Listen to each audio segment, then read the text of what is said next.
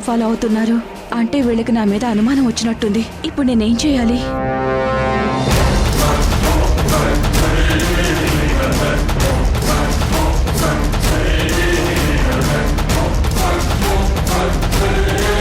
రమేష్ అన్న, చెప్పండి. 2 పాల ప్యాకెట్లు ఇవ్వండి. తను షాప్ దగ్గరికి వెళ్తుందేంటి? ఎందుకో నాకు తెలుసండి. ఎన్ని సినిమాలు చూడట్లేదు.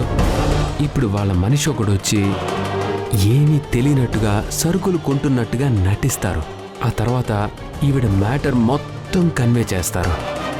అంతే అంటావా? ఈ మనోహర్ గెస్ చేస్తే 100% గ్యారంటీ. చూడండి మీరే.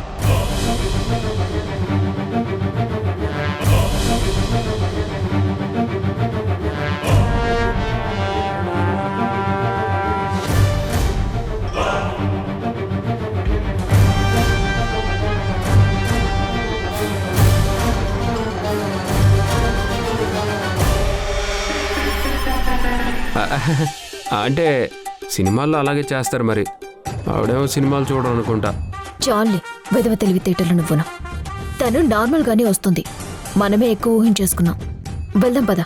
మనల్ని ఇక్కడ చూసిందంటే ఖచ్చితంగా మేడంకి ఫోన్ చేసి చెప్తుంది. అది నిజమేలేండి, పదండి.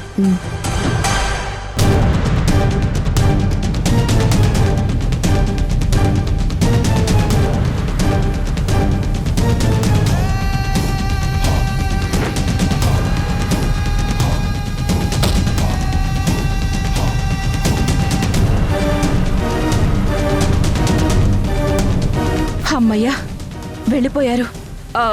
రమేష్ అన్న, నేను తర్వాత వస్తాను. సరే.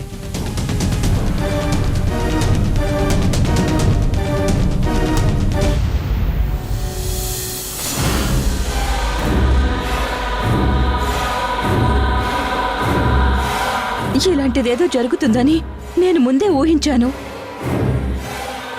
ఆ రోజు మీతో ఎవరికైనా అనుమానం వస్తే ఎలా అని అడిగాను. మీరేమో మీ పథకాన్ని ఎవ్వరూ పసిగట్టలేరు అని అన్నారు. ఇప్పుడేమైందో చూసారా? వాళ్ళు నేరుగా ఇంటికే వచ్చి ఎంక్వైరీ చేశారంటే వాళ్ళకేదో అనుమానం మొదలైనట్టేగా. ఒకసారి అనుమానం వచ్చాక నివృత్తి చేసుకునే వరకు ఊరుకోరు మేడం. చాలా ఆపు.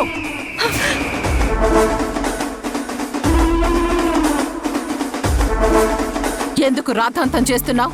వాళ్ళకి అనుమానం వచ్చింది, అడిగారు. నువ్వు అబద్ధం చెప్పి పంపించేశావు కదా, ఇంకేంటి? వాళ్ళు నా మాట నమ్మలేదు. నమ్ముంటే మళ్ళీ నన్నెందుకు ఫాలో చేస్తారు? ఇప్పుడేమంటావు? వాళ్ళు నా గురించి నిజం తెలుసుకుని నన్ను దోషిలా నిలదీసేలోగా నేనే వెళ్ళి నిజం చెప్పేస్తాను. ప్రతి క్షణం ఈ గిల్టీ ఫీలింగ్ నేను భరించలేను. మహా అయితే ఏం చేస్తారు?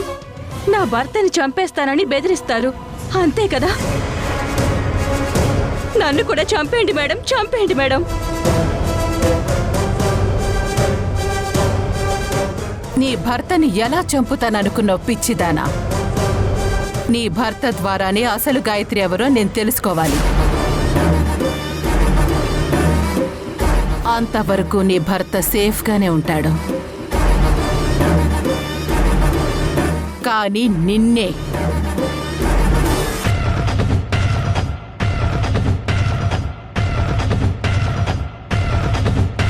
నిన్ను మాత్రం ఈ 4 గోడల మధ్య బంధించబోతున్నాను.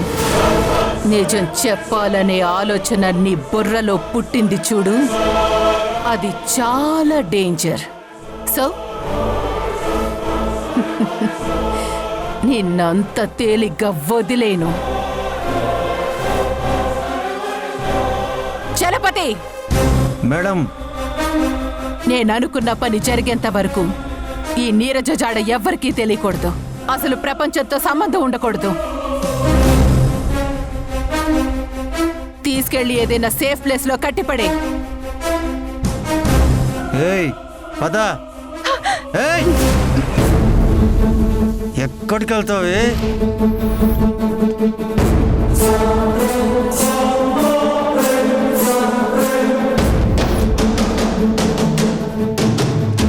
మేడం ప్లీజ్ మేడం, నన్ను వదిలేయండి మేడం. నేను ఎవరికి చెప్పను మేడం. నన్ను వదిలేయండి మేడం, ప్లీజ్ మేడం. ఈ ముక్క నన్ను ఎదిరించక ముందు ఆలోచించుకోవాలి.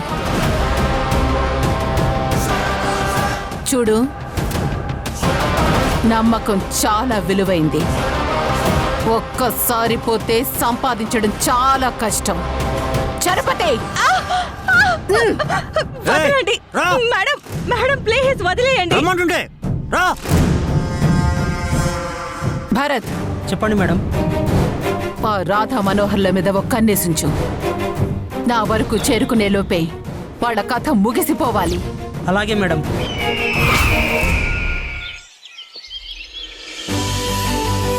అమ్మా గాయత్రి, నువ్వు మొహానికి క్రీములు గట్రా రాసుకోకు. నేను నీకోసం పసుపు, గంధం, సున్నిపిండి కలిపి పేస్ట్ లాగా చేసిస్తాను. అదే వాడు. జుట్టు కూడా కుంకుడుకాయ వాడు. జుట్టు నిగనిగలాడుతూ ఉంటుంది. కళ్ళు మండుతాయి నానమ్మా. నీ కళ్ళు మండకుండా నేను చేస్తాను కదమ్మా. నా మనవరాలు కుందనపు బొమ్మలా ఉండాలి.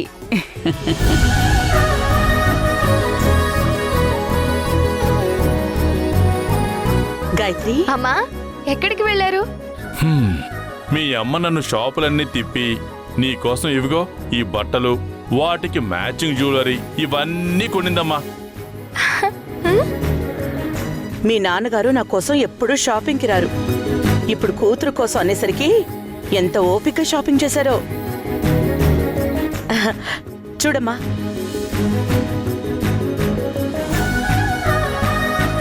చూడు గాయత్రి, ఇదెలా ఉంది? చాలా బాగుంది కదా? ఇటివ్వండి. ఇవిగో.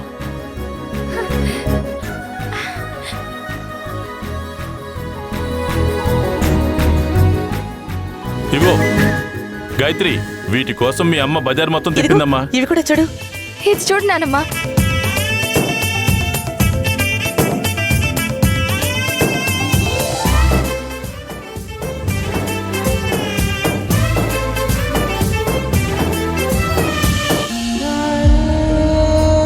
అమ్మా,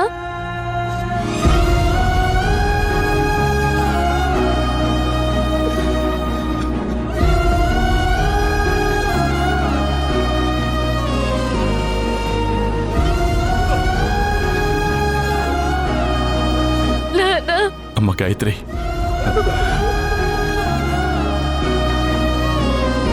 థ్యాంక్స్ అమ్మా. Thank you so much.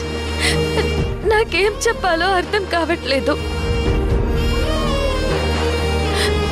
ఊహ తెలిసినప్పటి నుంచి అనాథాశ్రమంలో నేల మీద దిండు దుప్పటి కూడా లేకుండా నిద్రపోయిన రోజులున్నాయి.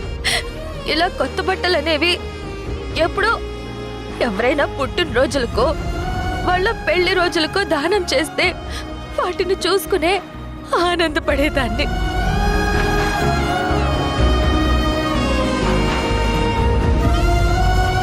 లేదంటే ఎవరైనా వాడేసిన బట్టల్ని తీసుకొచ్చి మా ముందు పడేస్తే వాటిల్లో సైజుని బట్టి తీసుకోవడమే తప్ప ఈ కలర్ కావాలి, ఈ డిజైన్ నచ్చింది, ఈ మోడల్ కావాలి అని కోరుకునే అవకాశం కూడా ఉండదు.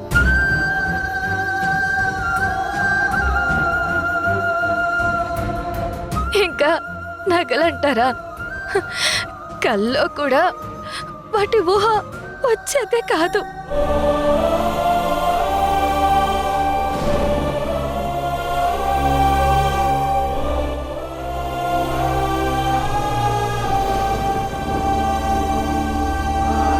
నేను ఇక్కడికి వచ్చినప్పటి నుంచి మీరు రకరకాల వంటలు, స్వీట్స్ వడ్డిస్తూ అది బాగుందా, ఈ టేస్ట్ నచ్చిందా అని అడుగుతూ ఉంటే నాకు నవ్వు వచ్చేది.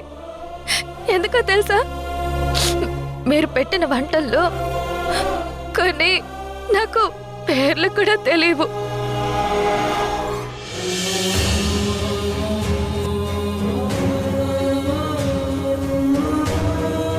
చాలే చాలని అన్నం, ఉడికే ఉడకని కూరలు, ఎవరో దానం చేస్తే తప్ప దొరకని స్వీట్స్, ఇవే నాకు తెలిసింది. గాయత్రి,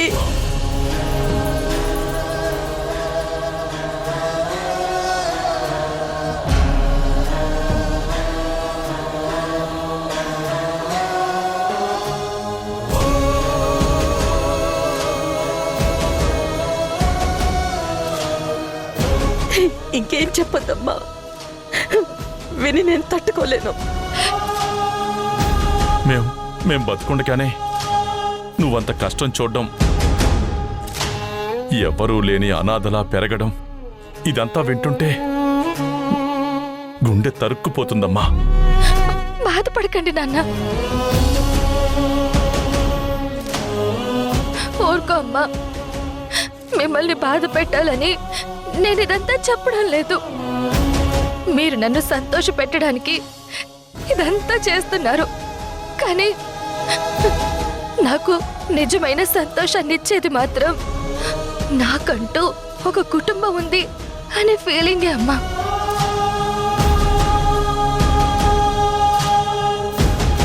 నేను అనాథని కాదు అనే ఈ ఒక్క ఆనందం చాలు.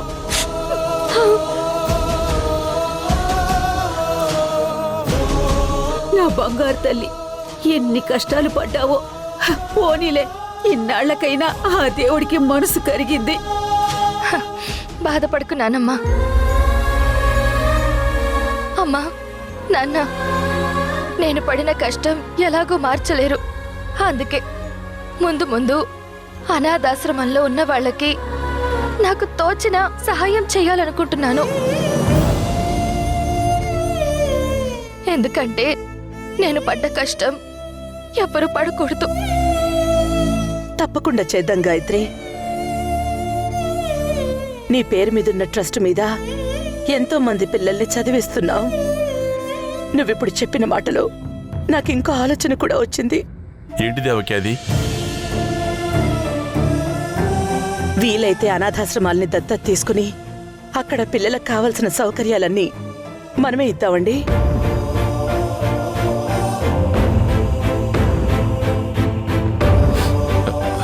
చాలా మంచి ఆలోచన దేవకి. అలాగే చేద్దాం. థ్యాంక్ యూ నాన్న.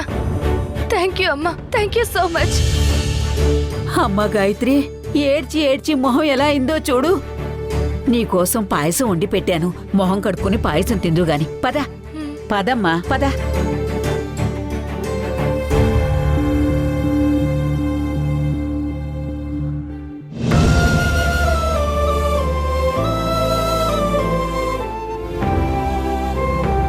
రాధా, రాధా, ఆ కన్నీళ్ళేంటమ్మా? ఏం లేదు మేడం, ఇంతవరకు గాయత్రి గారు చెప్పింది విని కాస్త ఎమోషనల్ అయింది. మాకు చాలా బాధ అనిపించిందమ్మా. ఏం చేస్తాం, అలా జరగాలనుంది, జరిగిపోయింది.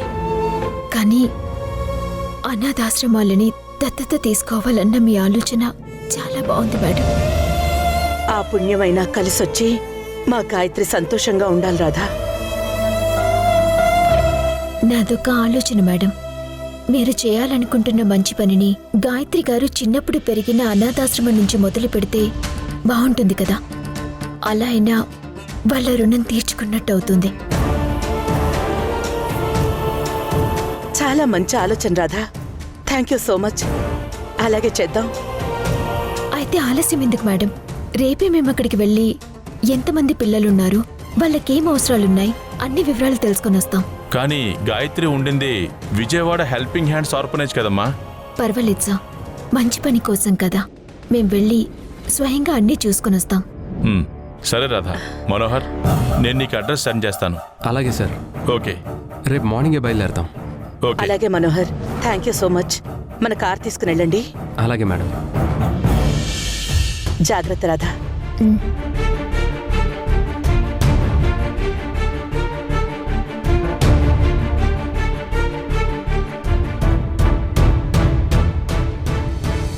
రాధగారు, ఈ సత్య పెయిన్ చూస్తుంటే తన మీద జాలి కలుగుతుంది.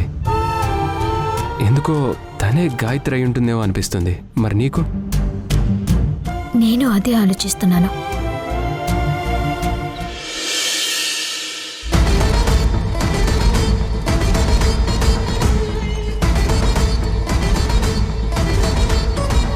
హాయ్ రాధగారు. హలో మేడం గారు, ఇంకేం ఆలోచిస్తున్నారు? సత్య మాటలు వింటే నాకు నేను గుర్తొచ్చాను. నిజంగానే తల్లిదండ్రి లేకుండా పెరిగే పరిస్థితి ఏ పిల్లలకు రాకూడదు. సత్యలో కనిపిస్తున్న బాధైతే నిజమే, కానీ మేడం వాళ్ళ పట్ల తను చూపిస్తున్న ప్రేమలో మాత్రం నిజం కనిపించటం లేదు. నాకు సత్య విషయంలో మాత్రం క్లారిటీ ఉండటం లేదు. ఎంత ఎక్కువ ఆలోచిస్తే అంత ఎక్కువ కన్ఫ్యూజ్ అవుతారండి. పోన్లేండి, మీ పుణ్యమాని రేపంతా ఆఫీస్ నుంచి దూరంగా వెళ్ళి కాస్త చిల్ అయ్యే ఛాన్స్ వచ్చింది. చిల్లవడం ఏంటి? అసలు నేను రేపు విజయవాడ అనాథాశ్రమానికి ఎందుకు వెళ్దామన్నానో నీకు తెలుసా? తెలుసు, మేడం వాళ్ళు వాటిని దత్తత తీసుకోవాలనుకుంటున్నారు. సో అక్కడ వాళ్ళకి కావాల్సిన అవసరాలు తెలుసుకోవడానికి కాదు, అసలు సత్యకి సంబంధించిన నిజానిజాలు రాబట్టడానికి. ఓ, సత్య ఆ ఆశ్రమంలోనే ఉండేదని చెప్పిందిగా. సో అక్కడికి వెళ్తే తను అక్కడికి ఎప్పుడు వచ్చింది, ఎవరు జాయిన్ చేశారు, ఆ వివరాలు అన్నీ తెలుస్తాయి. ఆ వివరాలని బట్టి తను గాయత్రి అవునో కాదో తేలిపోతుంది. బాగానే ప్లాన్ చేశారు. ఆహా, పర్లేదండి, నాతో కలిసి ఉండడం వల్లే మీకు ఆ తెలివితేటలన్నీ కలిసి వచ్చేసాయి. నిజమే, తమరి దగ్గర నుండి నేర్చుకోవాలి మరి, లేకపోతే అంత తెలివి మాకెక్కడుంది పాపం. మీరు వెటకారంగానా? నిజం అదేనండి. సరే, రేపు ఆశ్రమంలో వర్క్ మహా అంటే ఒక 2-3 అవర్స్లో అయిపోతుంది. ఆ తర్వాత మనం ఎంచక్కా విజయవాడ అంతా ఒక రౌండ్ వేసేద్దాం, మంచి సినిమా కూడా చూద్దాం. హలో, కలిసి సినిమాలకి షికార్లకి తిరగటానికి మనం ఏమైనా పెళ్లి చేసుకుని హనీమూన్కి వెళ్తున్నావా? ఏమో, ఆ రోజు కూడా రావచ్చు. ఏమన్నా? ఆహా, ఒకరోజు లీవ్ వచ్చింది కదా, ఎంజాయ్ చేద్దాం అని అంటున్నాను. ఏమక్కర్లేదు, సత్య విషయంలో ఒక క్లారిటీ వస్తే అది చాలు. పాపం సార్ని మేడంని చూస్తే బాధ అనిపిస్తోంది. సత్యే గాయత్రి అయితే పర్వాలేదు, కానీ ఒకవేళ తను కాదు అని తెలిస్తే మాత్రం తట్టుకోలేరు. అమ్మ దుర్గమ్మ, సత్య విషయం బయటపడేలా చూడు. మనోహర్ని నీ కొండకి కాలినడకన నడిపిస్తాను. హలో హలో హలో, మొక్కుబడి మీదైతే మధ్యలో నన్నెందుకు ఇరికిస్తారు? ఏ మేడం వాళ్ళ కోసం ఆ మాత్రం చేయలేవా? బాగుంది, ఇందులో నాకేంటి లాభం? నీకు మంచి పిల్ల వస్తుందిలే. ఓ అలాగా, అయితే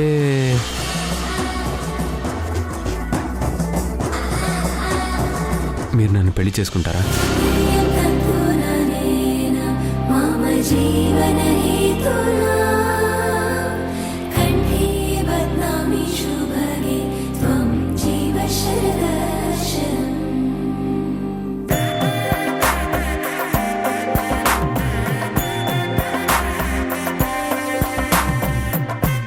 ఏం మాట్లాడుతున్నావు?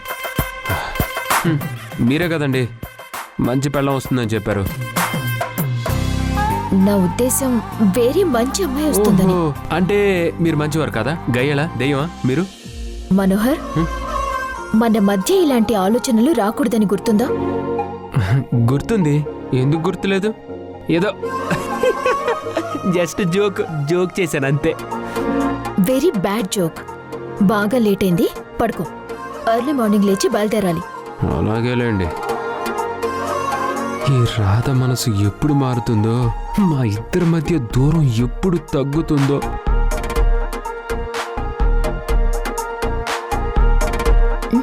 ఏంటి అలా చూస్తున్నావు?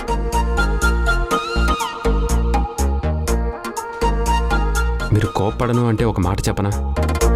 ఏంటి? నేను ఇప్పటి వరకు మీలాంటి అమ్మాయినైతే చూడలేదు. You are very special.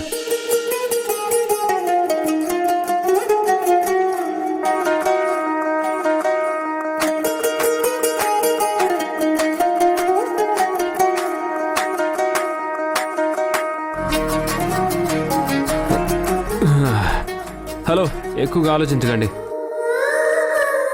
Just compliment ఇచ్చానంతే. Good night.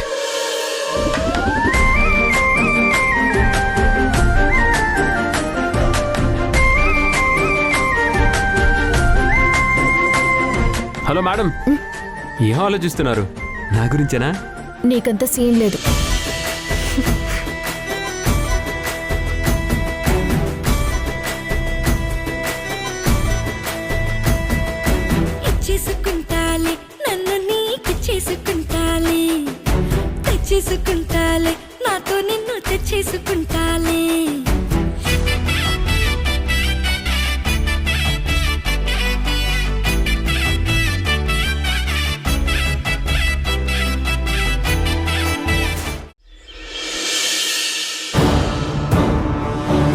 రిలేషన్ అమ్మాయి ఒకరు 20 years బ్యాక్ మిస్ అయింది. తను చిన్నప్పుడు ఈ అనాథాశ్రమంలోనే పెరిగింది అని తెలిసింది. తన గురించి ఏమైనా డీటెయిల్స్ తెలుస్తాయేమో అని వచ్చాం. ఇంతకీ ఏం పేరు అన్నారు? సత్య అండి. అసలు సత్య అనే పేరుతో గత 20 సంవత్సరాలుగా ఒక్క అమ్మాయి కూడా లేరమ్మా.